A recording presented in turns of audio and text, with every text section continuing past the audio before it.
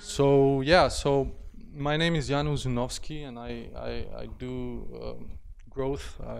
We are a company that it's a product development company. We are a SaaS, software as a service. It's our business model, and what we do is basically we help companies all around the world come closer to their customers, and we turn their customers. We make them like brand ambassadors. So what we do is we fetch and we capture all the data that happens on social media, whether it's a branded data or whether it's user generated data, and we fetch that data with any company's website. So people use us so they can embed all of their content as well as user generated content on their website, and they see immediately impact, right? Like right away, you know. So when we talk about user generated data, we think about reviews, we think about hashtags, and we think about stories.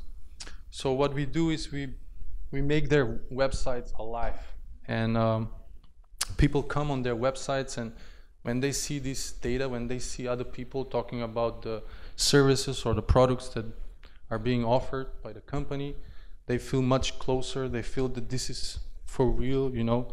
It's other people talking about the company, so they feel much connected, and this impacts, you know, a lot. So today I feel really special because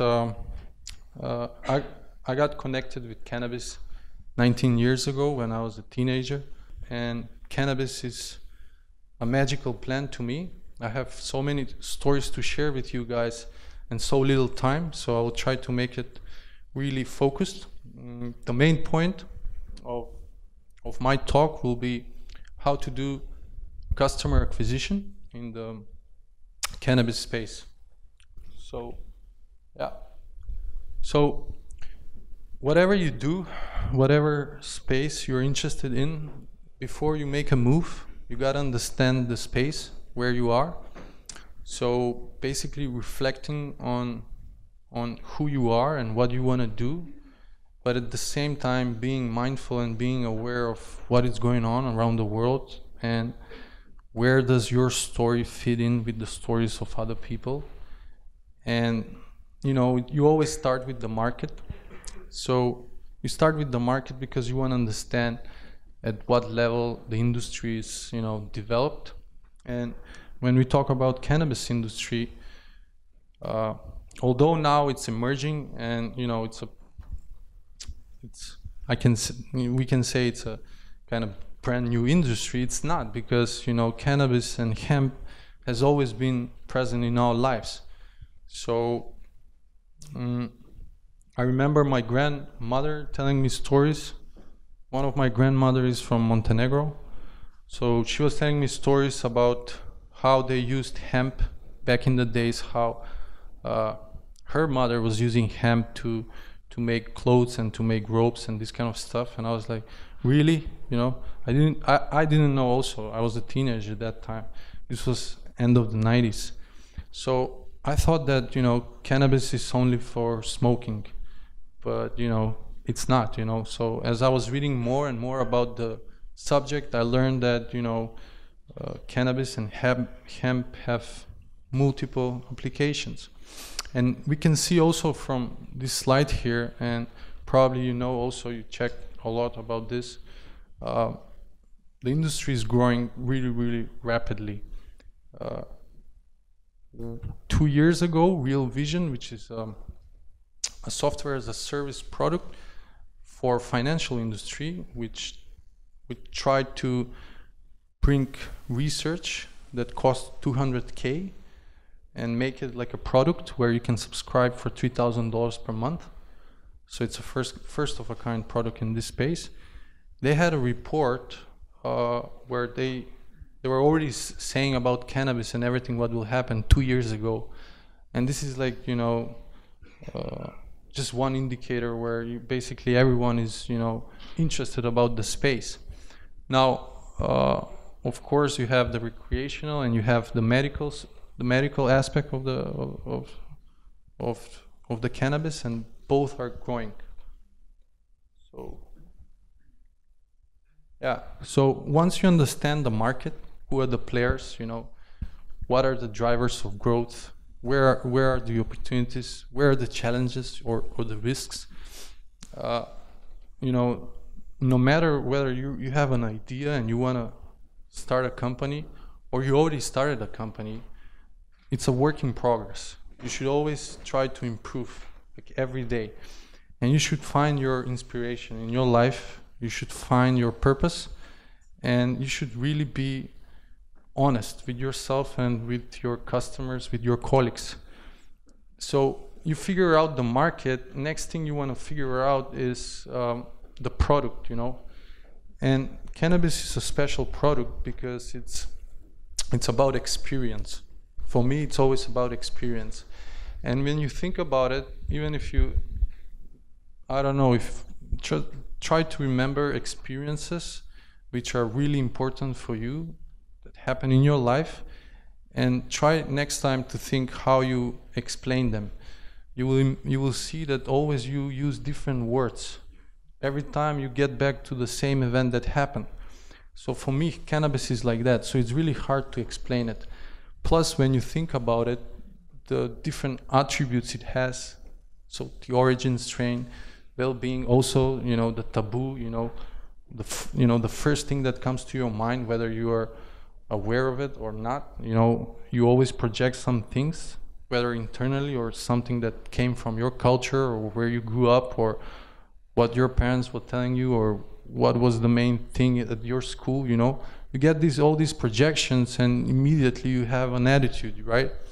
So we are trying to change that. We are trying to bring transparency as a company, but also, you know, in our daily lives, you know, for everything, not just from the business side. It's always great when you're trying to bring transparency and try to, you know, speak about facts and nothing else, you know, with no emotions. So when you do things like that, then, you know, your work speaks for you and you build trust among your community, among your colleagues, and you take your work to the next level. Also, what is fascinating about the cannabis is all these different applications that can be used. So it's really a magical plant for me. Now we're going to talk about the challenge, you know.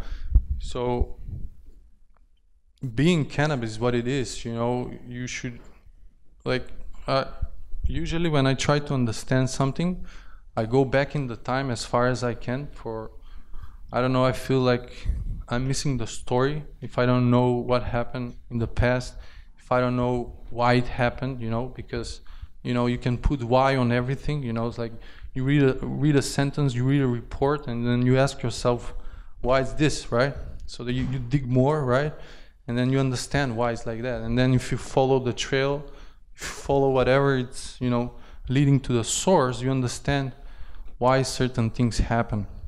Now, again, no matter if you are, if you have an idea, because I imagine here there are people who are already in the space, and I also imagine there are people here who have ideas, who want to start something. This is a big limitation.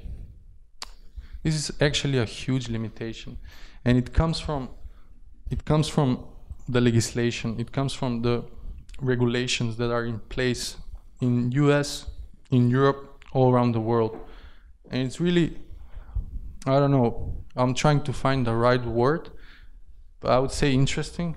Let's be positive. But you have countries where you know, everything is, you know, like in the heavens, and then you have countries where, you know, it's like it's really, really dangerous to be involved with cannabis, you know, on every level, even to talk about that. So you have concerns about side checks, right? You have the taboo, which is really hard to break. I have a story later, I'll share it. And you have this limited knowledge of the benefits of the product. Like I told you, you know, I knew about cannabis, but I didn't knew that it had all these applications until, you know, I started reading, you know. So the more you read, the more you move, the more you make moves, the more you feel confident, and the more you know about the things that you're talking, right? And by doing that, you bring that trust to the other people, because they can see that in your speech, the way you speak. They can feel it, that you have felt that, they can feel that you have seen that, and they know. So these advertising limitations, Facebook, Google ads, that's also a huge limitation, because think about it now, no matter what kind of company you are, if you're a B2B or B2C, you know, one of the best ways to bring attention is by building trust. And how do you build trust? You build trust by providing content, you know, for free, right? Content for free. And you do that by making yourself as, I would say, authority, and trying to find the best answer for what you're trying to solve, let's say. And bring that, put it on your website, and then let Google do the job for you, right? If it's the best content, you'll be on the first page, right? Now imagine you're on the first page, you reach your goal, but you can't amplify. You can't amplify also the voice of your customers, you know, the user-generated data, what we were talking about. So one of our co-founders, Kate, she coined this term, proof-based marketing, which everybody loves in our company. I don't know, we'll see about the rest of the world, but we have big plans for this. So what we are thinking is, and that's why we are focusing also on the cannabis space, is how do we get around these restrictions, packaging restrictions as well. Jared's going to speak about that. He knows a lot about that subject. How do we get around all of this? So one way is to use your customers. But who are your customers, right? Now, when we talk about customers, right? So people talk and use this term buying persona, or they use this term ideal customer, right? And that is the person who totally needs what you're trying to build, right? Or what you're trying to create. Now, again, we have problems in the cannabis space because there is lack of data. So there is so much lack of data that whatever idea you have, whether it's a B2B company, a software for cannabis companies, you know, in that vertical, whether it's a B2C company, right? And you plan to provide that service in a certain state, it's really hard to understand and to find publicly available data about your potential ideal audience. And in this part, I wanna share with you two things that I want you guys to remember. First thing is it's pretty obvious, I think, and that is you just go out on the street and you start talking with people on the street, and you talk with everyone, you know, and you talk a lot. You basically, what you're trying to find out at this stage is if you're already in an established company, are my assumptions correct, right? Because people are changing, right? People habits and preferences are changing. You should be also changing with them. Your company should be changing with them. I'm talking about the messaging. I'm talking about what's your goal, right? At the end of the day. So that's one thing. And the other thing I want you to remember is that it's really interesting once you get into cannabis, or I guess in any industry, when you break some of the thoughts that you had always in your life, you know. So for example, my thing was, my big revelation was when I understood that, you know, the next big thing, and the people who actually are most interested are not the people who are, let's say, similar to me, let's say. What I mean is, this is my mother, she's 50, right? And she is, check this out, hesitates to speak out loud for taboo. So when she first found out about me when I was in high school, she was really stressed, and she's a doctor, right? So I had a discussion with her. I was like, Mom, what are you talking about? This is not, you know, this is like very nice thing to do. And she's like, no, it's not, you know, blah, blah, blah, all of this. They were learned to think like that because, you know, they went to university, they read all of these books, you know, over there, it's scheduled the way it's scheduled, and, you know, it's in their mind for many, many, many, many, many years, you know. And then, you know, what happened? How did she change? How did she become a customer? Not because of me. You know, I tried every week to speak with her on this subject. You know, I would pull some scientific study and I would tell her, oh, look what they found out in Israel, or look what they found in Spain. Two of the countries in the world that have one of the best laws for doing research on this subject. She'll be, I don't trust this. How can you not trust this? You know, it's science, you know, you're a doctor. I don't trust this, you know. And then her mother, my grandmother, had a back pain, a very big back pain, and she ordered CBD product from Germany. And, you know, my grandmother could, you know, fly, you know, all of a sudden. And my mother was like, okay, this is legit, you know, I should get one for me, you know. So that's how my mother become from someone who is against into someone who is ambassador, let's say.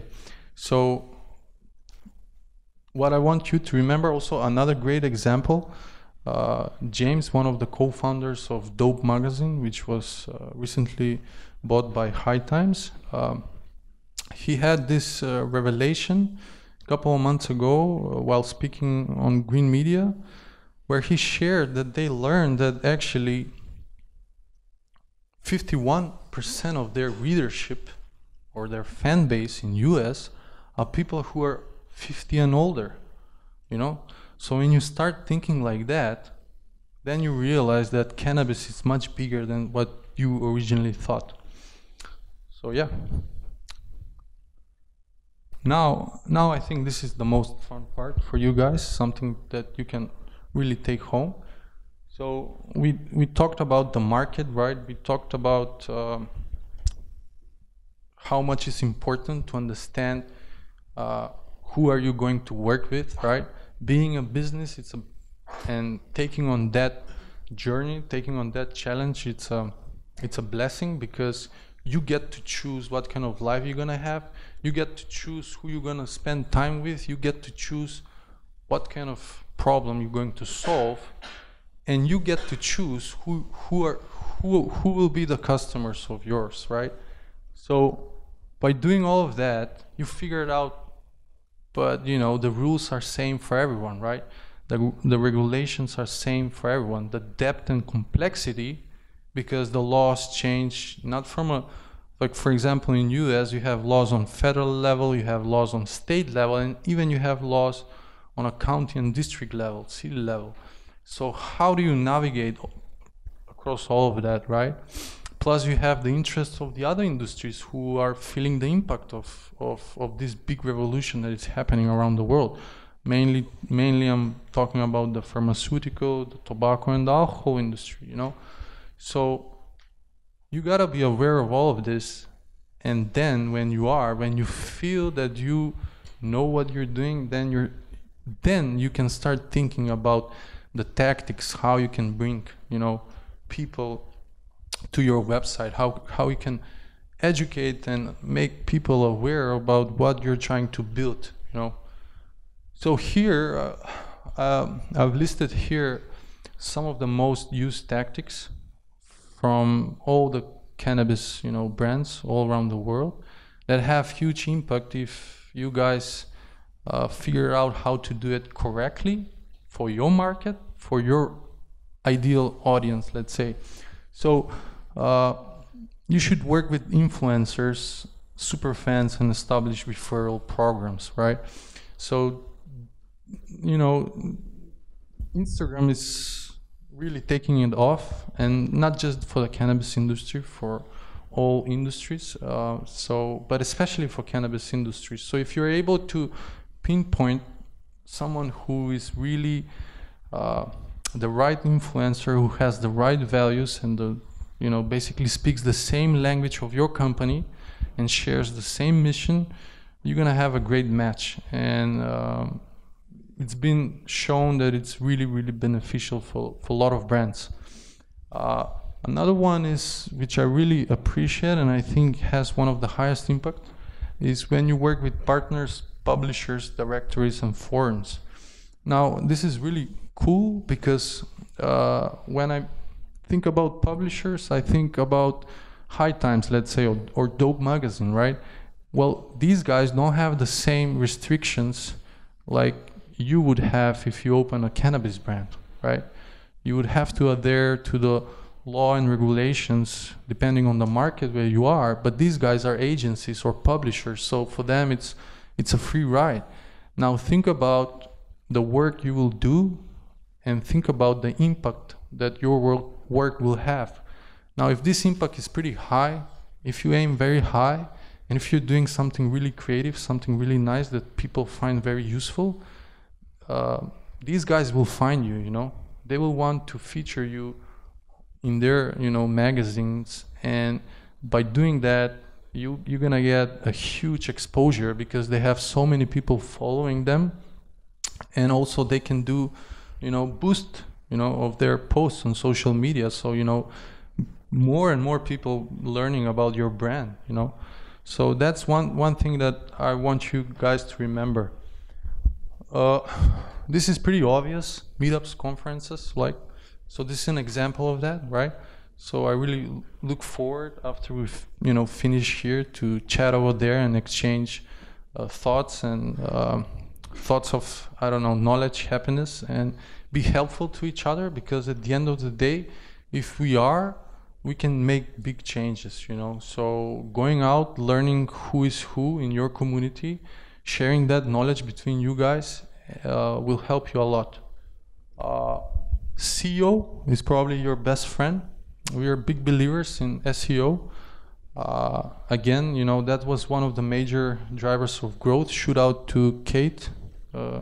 She's amazing. When she writes something, it's on the first page. If you try to write right now Facebook recommendations on Google, it's gonna be us. So think like that, okay? Think, how do I build trust among my audience? The most easiest way is if you give love without expecting nothing, and you do that in the business world by sharing knowledge. It's the way HubSpot grew their company. There are so many examples. So don't save time on sharing knowledge, okay? If you're really good in that, people will find you. And now that we're living in this global world where there are no borders, basically, especially for e-commerce, you can reach everyone on the planet, and then then it's easy, you found your sweet spot. And this is a hidden truth, a hidden strength, a gem, when you're obsessed with customer service. Nowadays it's really amazing that I'm still not sure whether people are realizing this. I haven't done honestly any research, but I feel that companies are not paying a lot of attention on customer success, which comes after you have made the first relationship, after you delivered your value, but most importantly customer service overall, from the first point when someone comes and asks questions, about your brand, about your company and everything. These moments are special for every brand, because now we can take one customer. Every single time that they interact with you, it's an opportunity for you guys to show them how much you care about them. Every time you do that, they trust you more. In future, even if they find another company who maybe has, let's say, 10 or 20% better benefit that you're offering, they're not gonna leave you. They're gonna stay with you because they feel that you really care about them. So you never compromise on customer service. It's one great example for this, and it's Intercom and the chat that they have developed. We are using this, 30,000 companies, startups are using this, and we have seen so many improvements in our work by using this, because we're always close there, and we can also automate a lot of the things that the most frequently asked questions, but also we can schedule posts, we can schedule demos, and we always try to go above and beyond. Now, there are a few principles that I also want you to remember here, because I think they're very important. Never try to oversell, never try to overpromise, you know, and always give room, you know, always give room for things that can be unexpected, you know, that happen in, you know, no matter what kind of business or product you're doing in the cannabis, unexpected things will happen. So if you give yourself enough room, then when these things happen, you will again deliver on time and the customer will be happy, you know. So this is really important. This comes from Nicola, our CEO. He's really amazing. He's our CEO, but he's always on our chat. He always knows what's going on. He's also our product manager. He leads the product, and he understands that, you know, you're building a brand, right? You have your vision, you know where you're going, you have identified the problem, you know your market, you know your ideal customer, right? But how do you lead the product development, right? You do that part from your vision and mission, right? But the other part comes from customer service. So that's why customer service is so important, because in these moments when you talk with them, you realize what are the most frequent questions related to your brand or product that they're asking. If these questions are related to something that is missing, then you know that, okay, this is, a lot of people are asking for this, this is important, we should include it in our product roadmap. So, you know, that's why, you know, this is so important. And then finally, you know, manage brand reputation and monitor and respond to online and offline feedback and word of mouth. So this is critical, you know. This is when you win other people's heart, right? Now you've done your job, you're great, you're nice, you go above and beyond, right? And how do you know that, right? How do you know that you have done a good job, right? Well, you know that by doing all of this, because think about it. Who knows about your brand? People who work in your company, you and your existing customers, right? But we're talking about customer acquisition, which means that what about the people that you're trying to get to? What about them? What is their opinion about your company? Now, if you ask me, when I try to find out about something, I go on internet, right? You go on Google, you search, right? You try to find the best solution for that particular problem, right? Now, you already have in your mind certain criteria based on which you will evaluate the different options that are available, right? Now, obviously, price is maybe number one, and then second is, it's what? It's brand reputation, right? Now, no matter what you do online, brand reputation means one thing, and that is reviews. So we can talk a lot about that. We don't have that much time. I'm happy to share more info after this event, and you can always reach me. But what I want you to remember is that if you have a very high online reputation, your conversion rates will skyrocket. It's very easy, it's simple, just think about it, you know. You see a restaurant with 450 reviews having an average score of 4 or 4.9, and you see a restaurant, same type of food, has 50 reviews and has 3.7 rating, where are you gonna go? You're gonna go to the one that has the highest rating. Now, reviews and user-generated content and the use of it for your benefit, it's on the highest level in US. Then Europe follows, and then Asia is picking up. Now I have a bold statement here. Yeah, I have 1 more minute. I have a bold statement here. It comes from Harvard Business Review, but we already knew about this since we are in this space. So a usage brand marketer would rather have a 5-star rating in their online reviews than with an advertising award at Cannes. Sorry for this, I know we're in France. But what I mean is that the time we're living right now, all the brands realize that we're moving from a time where companies were thinking, how can I get someone to buy something, into a time where how do I get someone who already bought something to buy something repeatedly, to come back, to buy more, to become an ambassador. So this is the last slide. So I'm showing you one of our customers. This is an e-commerce company from Canada. So they're using one of our products, Embed Reviews, to basically gather all of their reviews from that are on different platforms and showcase them on their website. Just by doing this simple thing, they increase their conversion rates immediately the first day, and they subscribe to the product. It's very obvious. You go on the website, and when you go on the website, you see this and you know that this is legit, because these are people who already used the services of the company. So things like this will help you a lot. Do I have more time, or I'm done? That's it? Okay. Anyway, thank you very much. It was a pleasure. Thank you. Thank you, Jane. Hey, everyone. I don't need the water, I need the remote.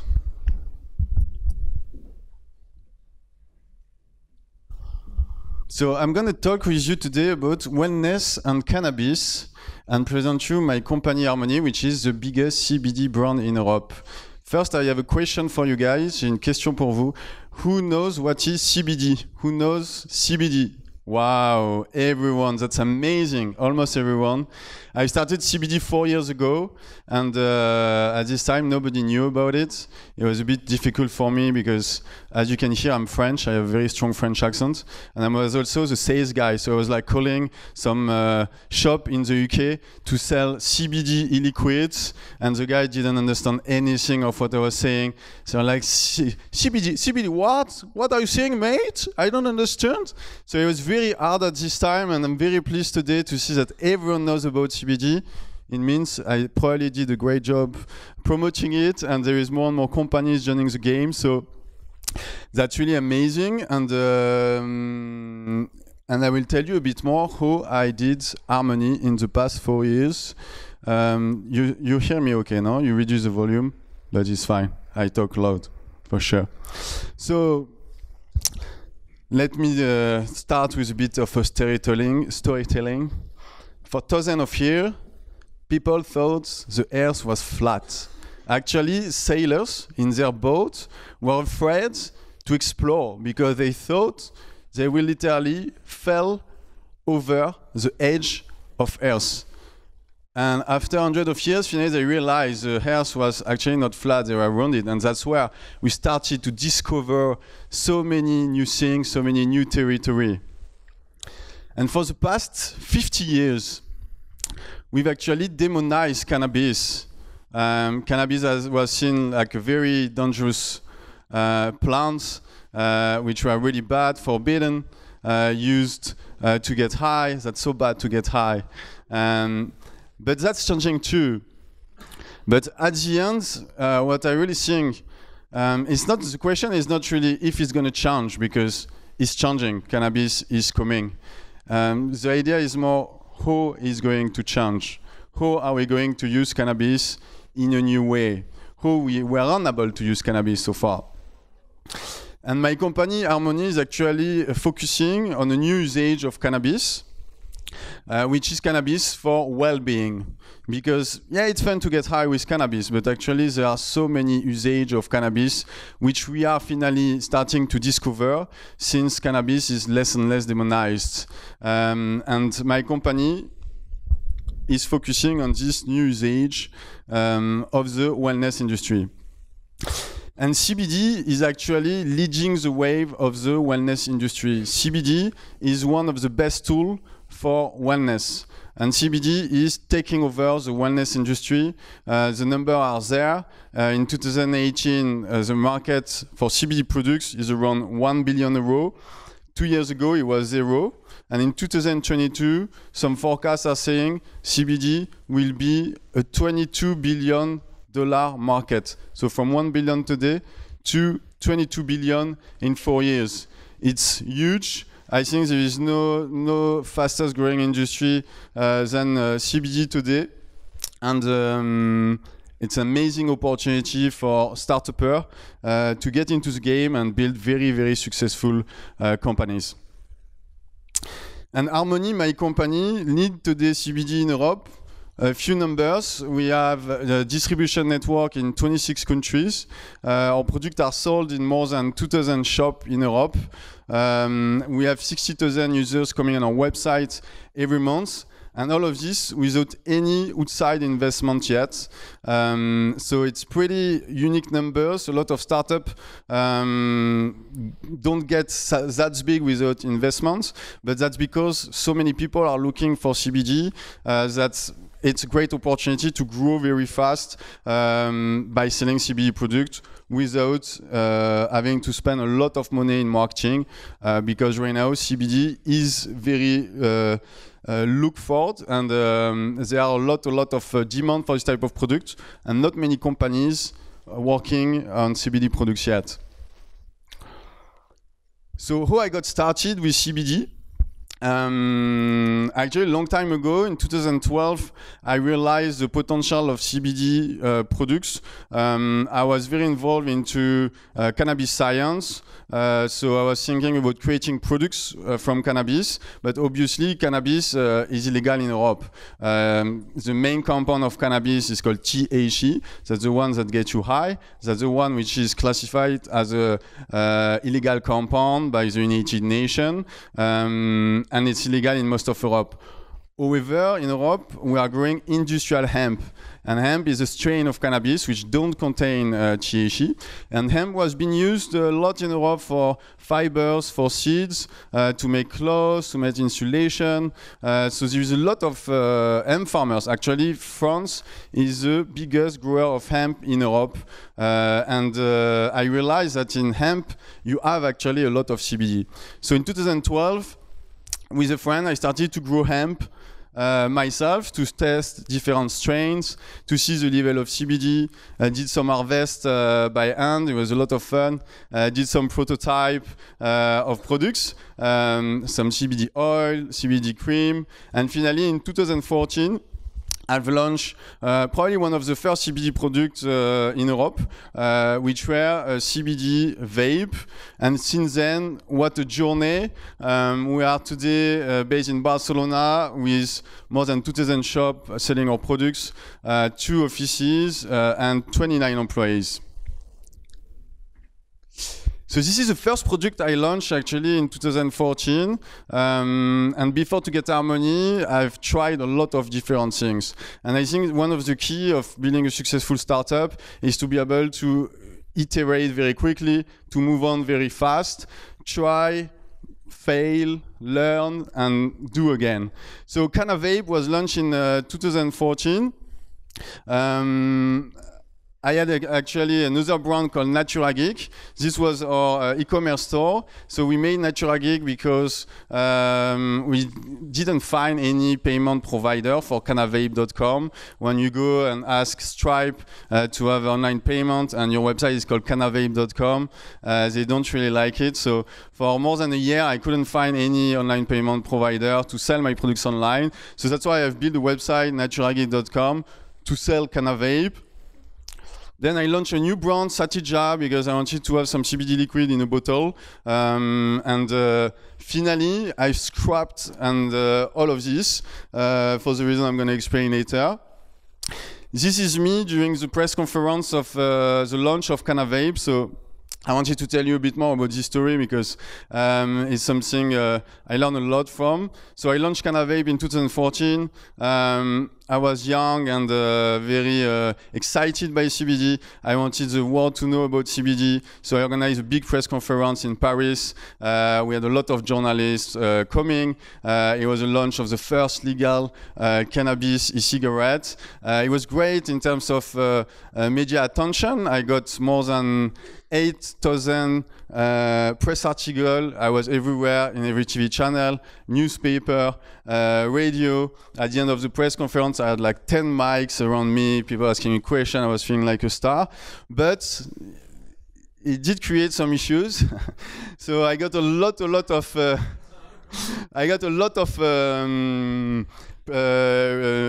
people talking about Cannavape. As you can see, there is more than 60,000 results for Cannavape. But then, yeah, it got the attention of the justice as well. So be careful with your communication. That's the lesson I've learned. The French minister 4 years ago, when I launched Cannavape, she didn't really like the product. She didn't understood probably what it was. You know, it was not just a legal cannabis cigarette. It was also to help smoker to go from smoking to vaporization, which is great.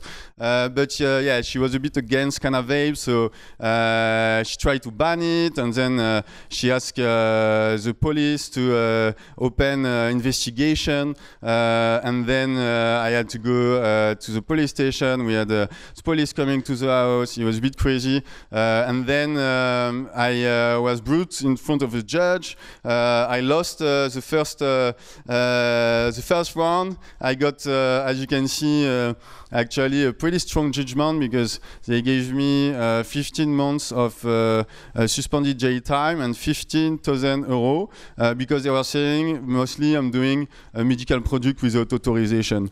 So it was 2 years ago already, 1 year ago, I got this judgment, but I made an appeal because I was thinking, you know, this product is good, you know, and I shouldn't be judged so harshly, you know. I'm just an entrepreneur trying to make a good product for people.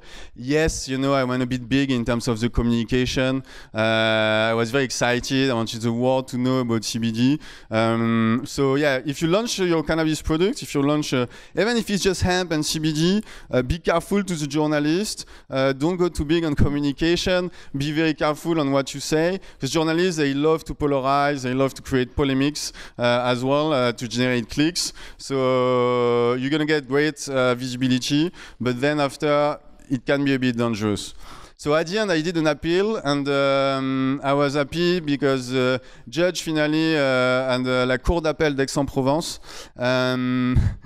finally said I was maybe right, you know, maybe my product was legal. So they finally canceled the first judgment, and now they're asking the European Court because they think the judge, maybe the judge said maybe actually the French law is not aligned with the European law because our product is made legally in Czech Republic. We import it in France, and based on the freedom of goods, should be legal.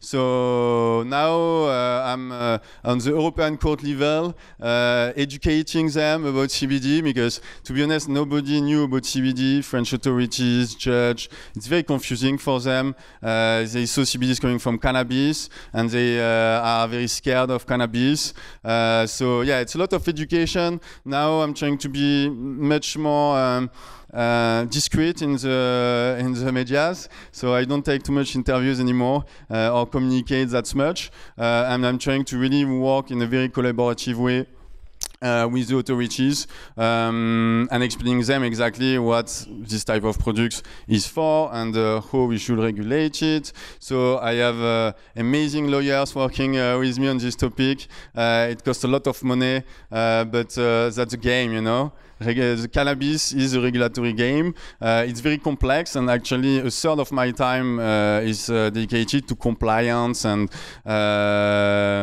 regulatory work. So it's not a lot of fun, but at the end, you know, that's how you make things happen and have an impact. So yeah, the lesson to be taken from that is be careful how you communicate about your products. You should not promote cannabis too much. Actually, still in France, it's kind of forbidden to have a cannabis leaf on a t-shirt or on your packaging. So very important to not promote the illegal usage of cannabis and to be super safe with your communication. So after learning all of that, you know, I was like, okay, let's restart fresh. And that's why I made Harmony, new brand. I've learned my lessons, new positioning. It's not called Cannavape anymore. It's called Harmony, you know. I'm balancing a bit because like cannabis, for some people, it's a bit like aggressive. So Harmony is balancing pretty well, I guess. And I think, you know, cannabis is a great tool to bring harmony to the world. So I've launched Harmony on 2 years and a half ago.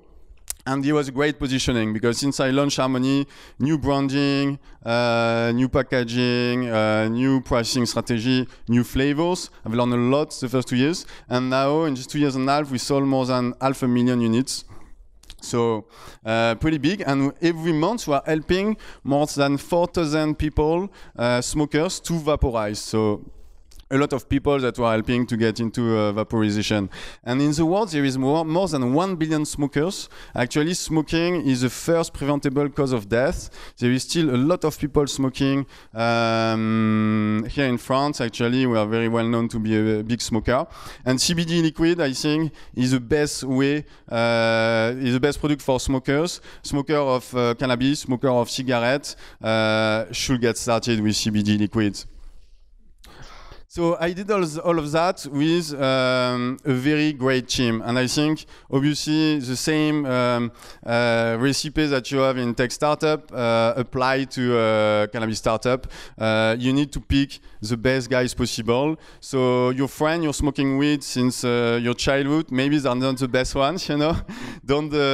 Don't focus only on people smoking cannabis when you launch a cannabis product.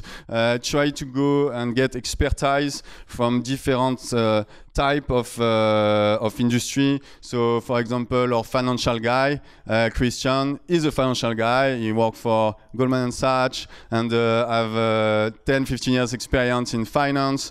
Our scientist, Anna, she actually doesn't smoke weed, but she has a PhD in chemistry. So that's a better skill set for creating compliant products. And then, yeah, I have a great team now, and that's really the key of the success, you know, is the people you will work with. Whatever products you make, whatever company you make, really pick the right people because building a company is very, very hard, and you really need to be so motivated, and you really need to make sure everyone is aligned with the vision, with the way of working, and everyone has complementary skill set. So it's good, you know, if you have a friend that can be complementary to you, but don't go too fast to associate yourself, to split the share 50-50, be very cautious on your first employee. That's a basic rule in startup, but sometimes in the cannabis industry, we forget about it because, you know, cannabis is fun, everyone is friend, but at the end of the day, it's still a business. So our strategy to dominate the industry is to really manage everything from seed to shelf. And in the cannabis industry, that's also something quite difficult, is to find the right partners to work with, because it's such a new industry that there are not many companies to partner with. So I had to do a bit of everything in Harmony. It was very difficult at first, but now it's great because we control the full cycle of production. So we can have very good cost of production, which allow us to have very good price, final price in terms of our product, from supply to sales. Something very important again is compliance. Obviously, in cannabis, is very, very important to make sure your product is compliant. Because if it's not compliant, the cops are going to go come after you. And even if the product is compliant, they're still gonna come after you. So you need to have everything ready. Right now, our product is in more than 2,000 shops, and it's like every month there is a shop with a visit of the police, and we have to send them all the documentation explaining why our product is compliant. And a lot of time is going well because our product is compliant. And sometime, an authority will change their interpretation of the law and be like, are you sure it's compliant? I'm not so sure. And then you need to work with lawyers again and just tell them, yeah, look, this is the European law and it should be compliant. So it's very complex, but it's a lot of challenge. But at the end, that's also the opportunity. There are not many people getting into the industry because it's very complex. But the people who come in and do it right after, it's a lot of fun because competition is actually very weak, very low. There are not many great companies yet in the cannabis industry.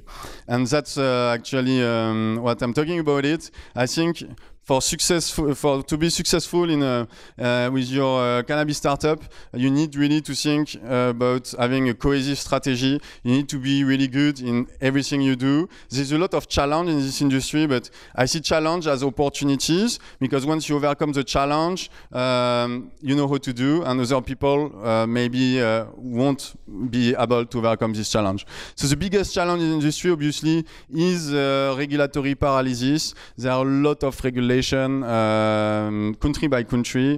It's very complex. Even the authorities themselves, they don't know about it. Like CBD in France, it's crazy. One day you have the health minister saying it's legal because of this or that. The day after you have the interior minister saying, actually it's not so legal because of this and that. It's a lot of mess. So we are cleaning up the mess right now, and it's becoming clearer and clearer. But this mess is a challenge, which is also an opportunity, because a lot of big companies, they don't come into cannabis yet because they're afraid of the regulatory challenge. They're afraid of the image of cannabis. So as a startup, it's really an opportunity to take over very large segments. For example, cosmetic, L'Oreal, the biggest cosmetic brand, they are thinking about doing CBD cream, but they don't do it yet because they are just afraid of the challenge, the regulatory challenge, the fact that a lot of people buying L'Oreal products, they're afraid of cannabis, so they're afraid a bit about their image. So as a startup, you can compete and make a CBD cream, which is actually going to be much better than what the cream of L'Oreal, because L'Oreal is afraid of CBD. L'Oreal is going to come into CBD soon, maybe buy a CBD cosmetic company. That's usually what the big company does. Another big challenge is limited supply and limited type of partner you can find in the cannabis industry, because everyone is very new in this industry. So if you want to find, you make a product, you want to work with a laboratory doing this product for you, it's very hard to find a laboratory which is experienced and wants to work with cannabis compound, because they don't know about it yet. So we overcome this by, and we were forced to control the full cycle of production. We have to grow hemp ourselves, extract it, make the products, and then sell it. And that's another challenge, the distribution network, because again, in Europe, there are not many people that are distributing cannabis-based products, hemp products yet. So you don't have a lot of experienced distributors with large sales teams that can take your product and sell it in the shop for you. So we had to build a sales team. We have 12 salespeople already, which are calling the shop and building the distribution network. So it was a big challenge, but at the end now we have a very nice network of shop. We have more than 2,000 shops. They love us, make a lot of money with our products. And now every new product we launch, we have all these shops that wants to buy it. So that's pretty cool.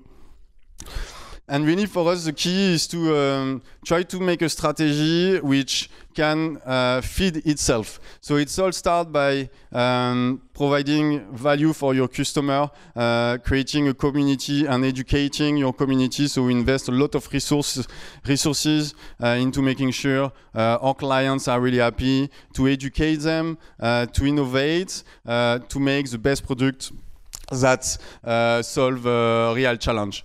And we listen a lot to the customer. It's very important to listen to them, adapt your strategy. That's why I made 5 different brands before to end up with Harmony, because I had some feedback and the brands before were not so good.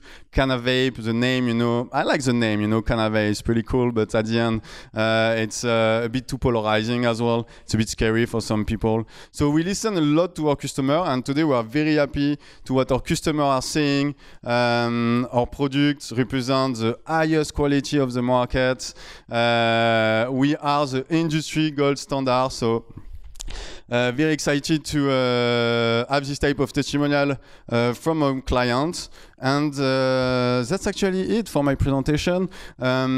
Now I just want to invite you to email me if you're looking for a job in the cannabis industry. That's something which I will be really happy to talk with you, because we are hiring a lot of people. We really look for the best people possible to join our company. We have 29 employees already in Barcelona, and we are hiring a lot. So if you are excited to work in a fast-growing startup doing some great legal cannabis products, please check out on our website. Actually, I should have put the address.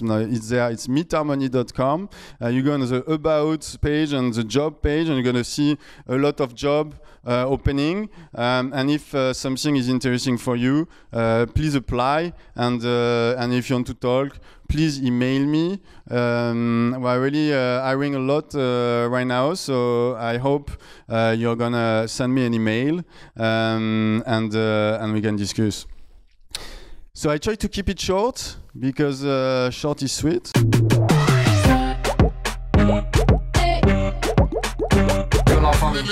All right, well, as he mentioned, I founded Wick Mortar.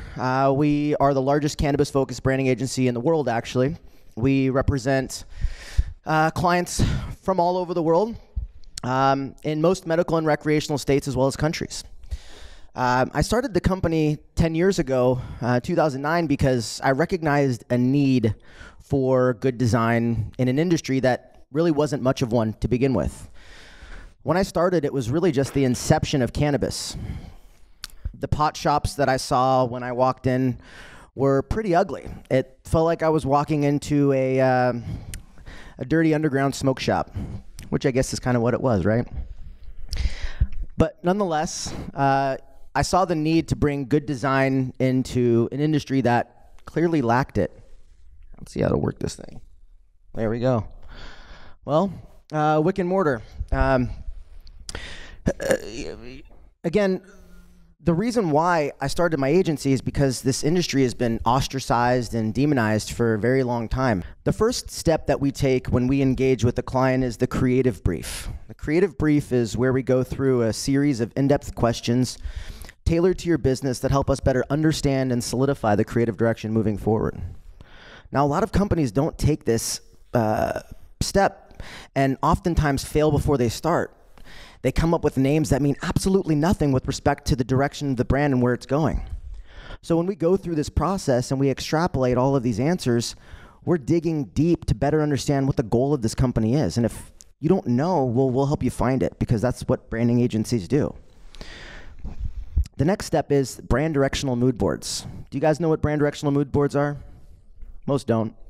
And again, most people skip this step when they approach the branding process, thus making it very, very, very difficult to actually execute on good design in the first place. A brand directional mood board is where we create a series of images curated and designed to help create an emotion and a feeling. You know, when you look at the Amazon logo, it's safe to say that it's got a kind of a bouncy feel, right? That little arrow that goes from underneath, most people don't realize that it goes from A to Z, which conveys all of the products that they carry, but it also emulates a smiley face. So when you look at it, it almost makes you feel happy. Well, that wasn't by mistake. They chose that. Another good example of why the personality discovery is important and how it helps ensure that the brand you create will hopefully stand the test of time. You guys have all heard of Gillette razors and the Dollar Shave Club, right? Gillette, the best a man can get. very masculine, bold, and futuristic in their aesthetic approach.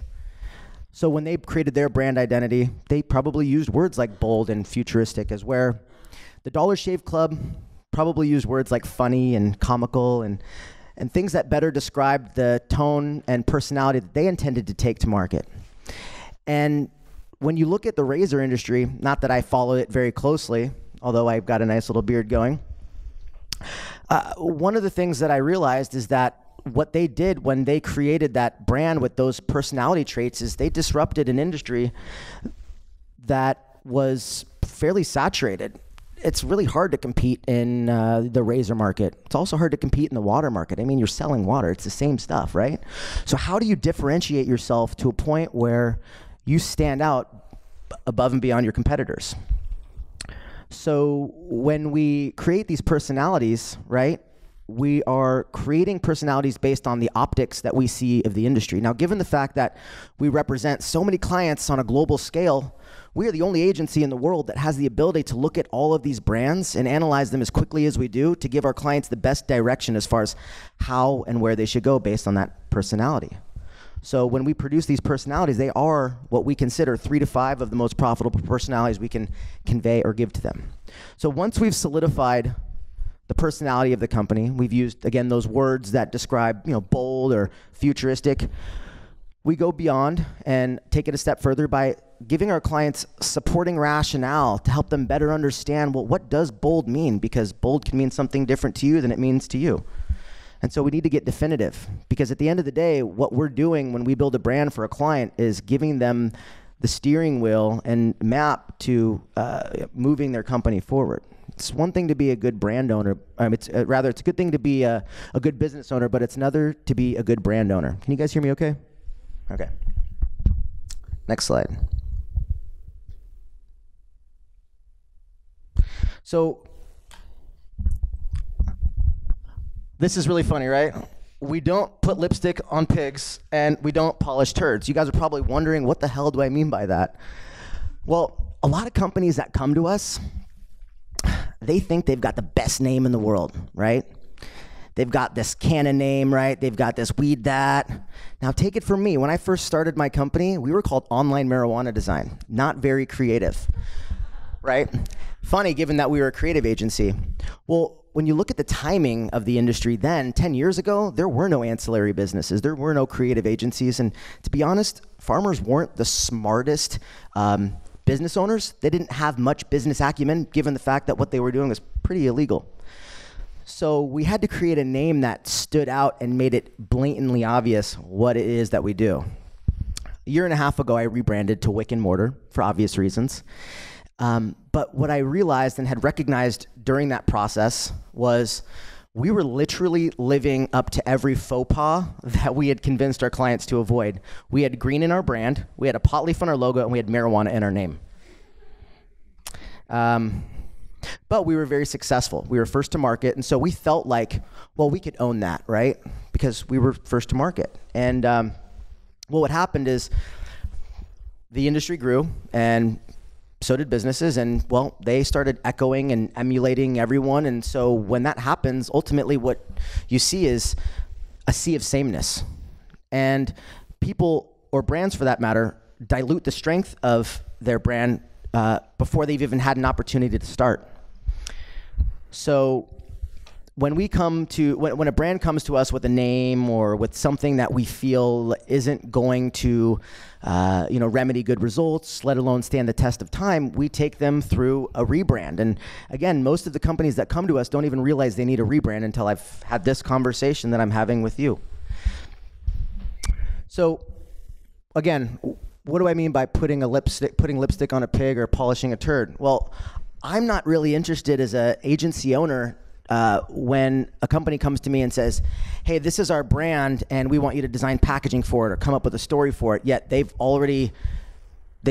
skipped the creative brief, they've skipped the personality discovery process, and they've given me a logo with a pot leaf and green and a name that means absolutely nothing to no one. It could say, farms at the end of the name. In fact, I've got a really interesting story for you. You like this? So, actually, we'll go back. I had this client come to us I love this story. I had this client come to us. They were called Uncle Mark's Farm. And Diane and Chris called it Uncle Mark's Farm because Diane's Uncle Mark was a grower in Eastern Washington who grew medical marijuana for patients. And during the time that he was growing cannabis, he was arrested by the federal government and sent to prison. In prison, he got sick and died. So they wanted to create a brand to commemorate him when cannabis became recreationally legal in the state of Oregon. And it did. And so they came to us with a brand. And the name that they chose was Uncle Mark's Farm. But if you hadn't been in the cannabis industry for as long as I have, you wouldn't know that there are hundreds, if not thousands, of names out there that end with farm or farms. So immediately they dilute the strength of their brand simply by choosing a name that sounds so similar to those that they compete with. Another faux pas was that they had chosen Uncle Mark's as a name prior to the farms portion. And well, when you look at the landscape of brands, there are a lot of companies that also start with some sort of name as a way to identify who they are, which still doesn't really convey much of the personality. So remember when I talked about the creative brief process? Well, when I took them through that, they told me that they didn't want their brand to feel masculine, but perhaps more gender neutral, which I think is a very smart move, especially when you consider the fact that men like to buy what women want, right? So when you consider that, we wanted to make sure that when we brought this brand to market that we took all of those things into consideration. So some of the words that Diane and Chris used when they described how they wanted their brand to feel, they wanted it to feel provocative and mysterious. Well, there's nothing provocative about Uncle Mark's Farm. In fact, I asked them both independently to close their eyes and tell me what they visualized. They said a guy standing in front of a farm with overalls. That is not sexy at all. So they were originally married to the name that they had chosen, but after I had gone through this process and revealed to them why this name isn't going to be the best, nor is it going to be the most profitable, they agreed and allowed us to change the name. The name that we changed it to, are you ready? Rebel Spirit. And the reason why Rebel Spirit worked so well is because their Uncle Mark is a rebel and his spirit will live on through the brand. But more importantly, each and every one of you is a consumer or a patient. And Uncle Mark now gets to live vicariously through us, given the fact that we get to smoke weed and purchase it illegally but legally and get away with it. That's pretty cool. So the story is much bigger than Uncle Mark, but perhaps a story that gravitates people towards trying something new, right? And it doesn't hinder our ability either to expand on the brand's visual language. I mean, again, when you look at Uncle Mark's Farm, yeah, I still picture a guy in overalls standing in front of a farm. But when you think of Rebel Spirit, there are so many more creative opportunities to expand on that than there are with a name that limits you. So I thought I'd share that story given the fact that to me, I think it best conveys the process as far as how we approach the name and really the meaning. Now, I'm going to take that a step further and say that some companies don't really have a story. They don't have an idea. That's okay. The second largest brand trend in the world is social responsibility. So when we took the story of Uncle Mark, or should I say Rebel Spirit, now a portion of the proceeds could and will go to those in prison and to help exonerate them. So it's a lot easier to attach your brand to something that is a little bit more humanizing, something that gravitates people towards a good cause. Okay, now that I've shared that, once we've solidified the naming process, obviously the next step is to go into logo design and development. I don't think I need to tell you much about that. But I do want to tell you a little bit about Canada. They are leading the industry to a degree, not necessarily scientifically, but given the fact that they are one of the first countries to fully legalize cannabis on a recreational level, this is pretty amazing. We had the benefit of recently bringing on a client. I don't know how familiar you are with the industry to date, but we just brought on Aurora Cannabis as a client. Now, if you've never heard of them, they're the second largest cannabis company in the entire world. They're huge. And each company that comes to us has, of course, different needs. And so when you look at the landscape of Canada, you have to realize that they have really, really strict rules and regulations. In fact, far more strict than the States. You know, when I started branding in the States, it was a lot easier for me to learn the rules and regulations with respect to each state, given the fact that I was there during the inception. So as I watched each state come online, I got to learn gradually, versus those that come into the industry late have to learn all of this at once, especially if they're looking to get into the space that I'm in. But when you look at Canada, they can't create a brand with any kind of lifestyle attached to it. So you have to wonder, how can I give my brand life without a lifestyle?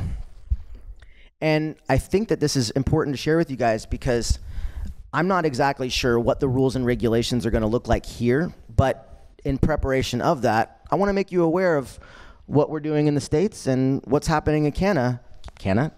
So Canada, clearly, again, has imposed these insane rules, and they're basically constructed to look much like the rules and regulations in Australia with respect to how they bring cigarettes to market. No personality. In fact, you can only have 2 colors on your packaging. Not very cool.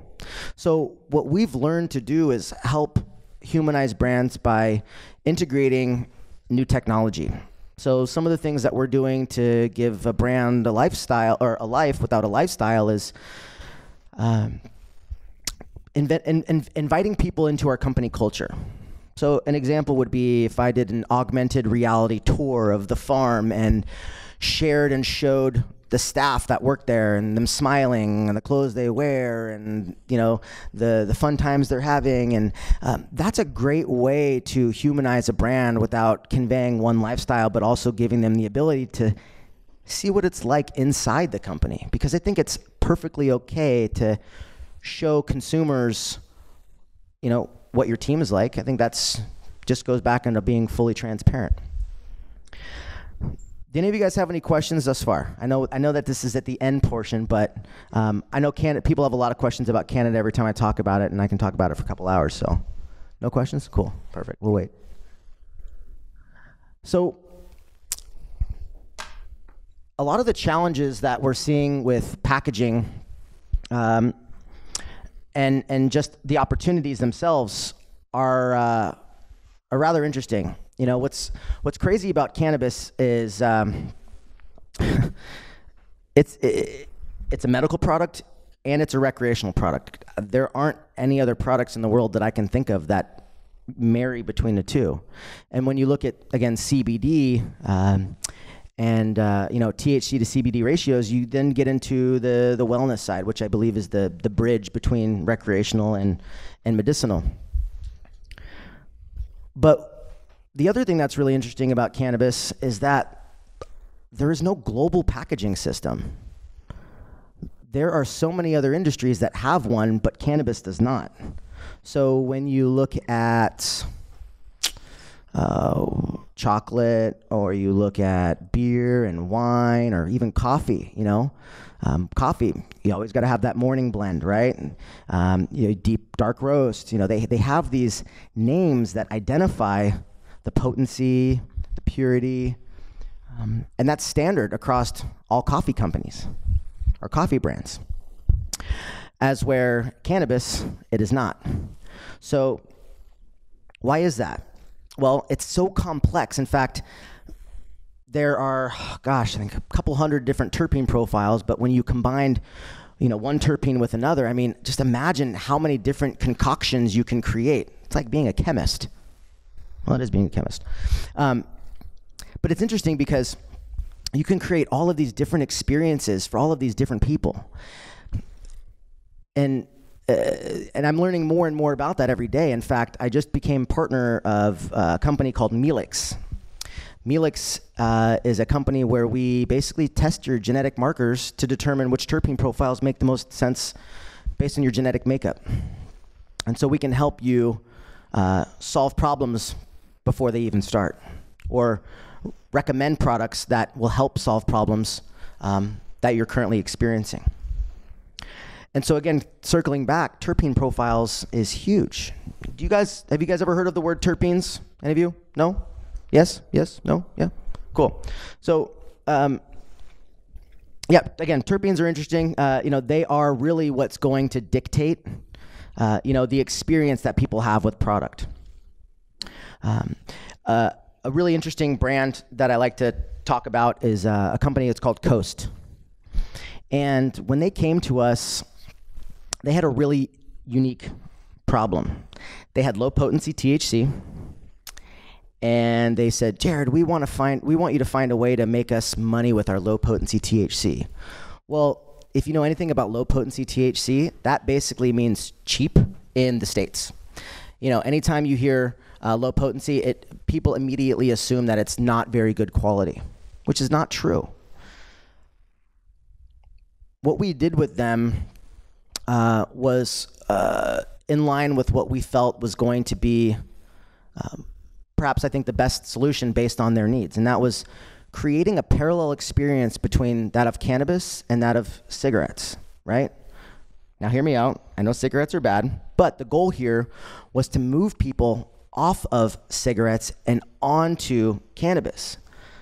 So let's take a step back. Didn't want to fall off the stage. Let's take a step back and look at brand rituals. So what's a brand ritual? Well, in the cannabis industry, a brand ritual, for example, could be, we wanted to create a parallel experience between cannabis and cigarettes. So by packaging this low potency THC and creating messaging around the fact that it's not going to get you messed up, excuse my language, and that it's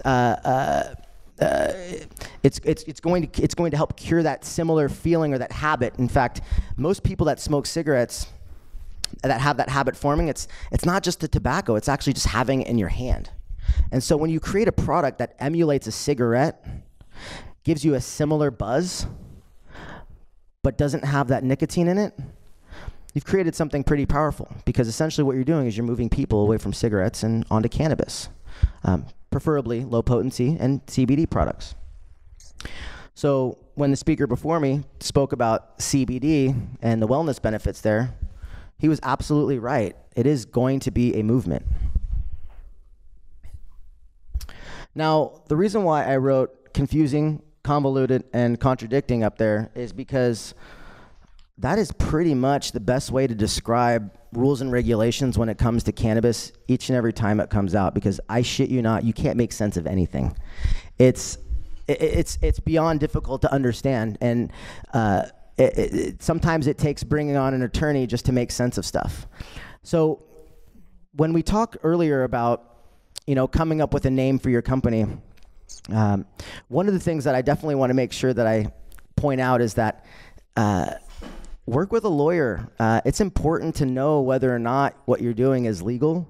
A lot of companies that come to us with a name, again, think that what they have is ownable, and in fact, it's not. They can't legally use it, and so just a word to the wise, just be mindful of the fact that there are a lot of mistakes you can make when you start, and the biggest one, most often than not, is building a brand with a name you can't even own. All right, so next slide here. That's the last slide. We'll just keep it on that one.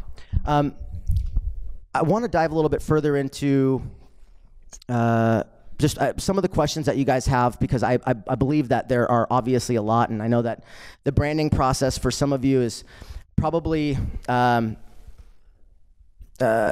that you guys have done before. I guess, how many of you own your own business currently? And I'm assuming that you're all here because at some point you're looking to get into the cannabis industry, right? Can I get a show of hands of people who want to get into the ancillary side? So do you guys know what ancillary means? It's an English word for, it's like the pick and shovel when, an ancillary business is a company or a type of company that doesn't touch the plant. So it could be a technology company, it could be, so something to that nature. So I'm just trying to figure out how many of you are interested in growing or cultivating, how many of you are interested in doing retail, and how many of you guys are interested in doing ancillary. And the reason why I'm looking to figure that out is because At the end of this, I'd love to sit down with you for a moment and see what I could do to help, given the fact that, I've been in this industry for 10 years and we have a global presence. And, ultimately, I feel like one of the things that we are able to do as an agency as far as how we help our clients is accelerate their growth through the relationships that we have. When you work with a company in the cannabis industry, one of the biggest challenges is you feel like you're playing a guinea pig because everyone in it's so new.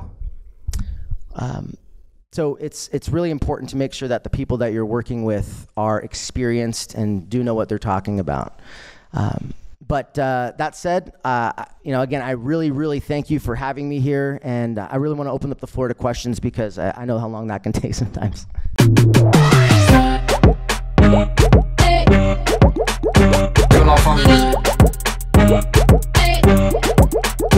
Que la famille